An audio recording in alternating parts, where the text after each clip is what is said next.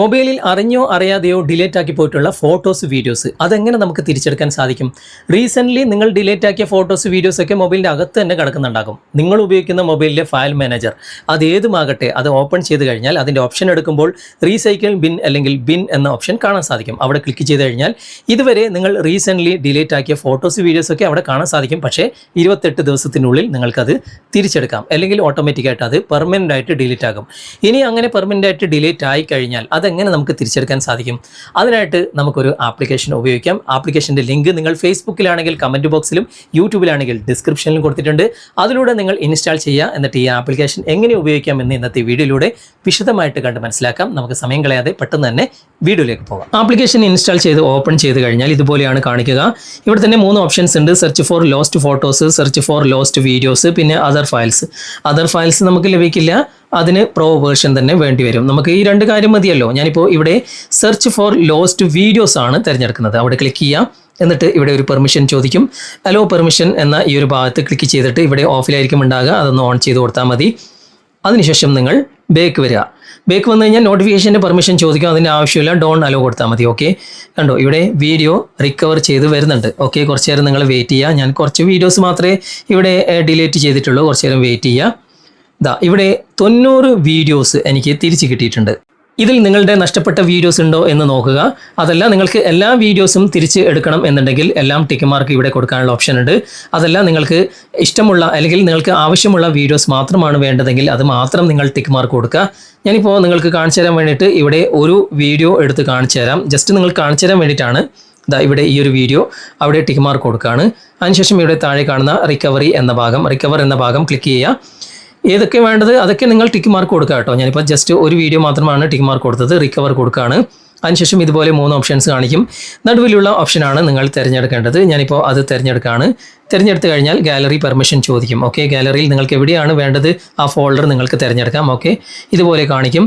ഇവിടെ ഏത് ഫോൾഡറാണ് വേണ്ടത് അത് നിങ്ങൾ തിരഞ്ഞെടുക്കാം. ഞാനിപ്പോൾ DCIM എന്ന ഈ ഒരു ഫോൾഡറാണ് ഇവിടെ തിരഞ്ഞെടുക്കുന്നത്. നിങ്ങൾക്ക് ഇഷ്ടമുള്ളത് തിരഞ്ഞെടുക്കാം. അതിനുശേഷം യൂസ് ദിസ് ഫോൾഡർ എന്ന ഭാഗം ക്ലിക്ക് ചെയ്ത് കൊടുക്കുക.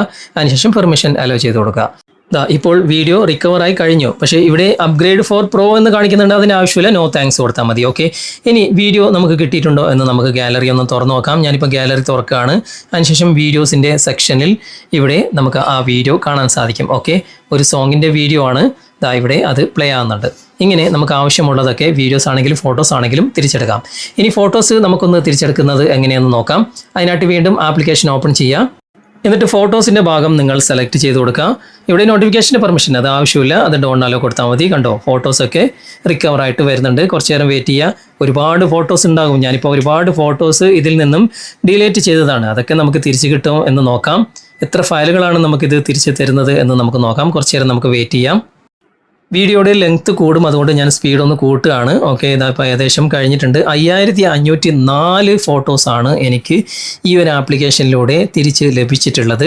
ഇവിടെ ഓക്കെ എന്ന ഭാഗം ക്ലിക്ക് ചെയ്യുക. ഇവിടെ നിങ്ങൾ കാണാൻ സാധിക്കും ഒരുപാട് ഫോട്ടോസ് എനിക്ക് തിരിച്ച് കിട്ടിയിട്ടുണ്ട്. ഇതൊക്കെ ഞാൻ ഡിലീറ്റ് ചെയ്തതാണ്. ഓക്കെ, ഇതിൽ നിന്നും എല്ലാ ഫോട്ടോസും വേണമെങ്കിൽ എല്ലാം നിങ്ങൾക്ക് ടിക്ക് മാർക്ക് കൊടുക്കാം. ഇനി അതല്ല നിങ്ങൾക്ക് ആവശ്യമുള്ളത് മാത്രം മതി എങ്കിൽ ഇവിടെ ഏതൊക്കെയാണ് നിങ്ങൾക്ക് വേണ്ടത് അത് മാത്രം ടിക്ക് മാർക്ക് കൊടുക്കുക. എന്നിട്ട് ഇവിടെ റിക്കവർ കൊടുത്താൽ മതി. ഓക്കെ, ഞാനിപ്പോൾ ഇതിൽ നിന്നും നിങ്ങൾ കാണിച്ചു തരാൻ വേണ്ടിയിട്ട് ഒരു ഫോട്ടോ ഇവിടെ തിരഞ്ഞെടുക്കുകയാണ്. ഇപ്പോൾ ഇതിൽ നിന്നും ഈ ഒരു ഫോട്ടോ ഞാനിപ്പോൾ തിരഞ്ഞെടുക്കുകയാണ്. അവിടെ ഞാൻ ടിക്ക് മാർക്ക് കൊടുക്കുകയാണ്. ഓക്കെ, ഒരു ബിൽഡിങ്ങിൻ്റെ ഫോട്ടോ ആണ്. ഇവിടെ റിക്കവർ കൊടുത്തു.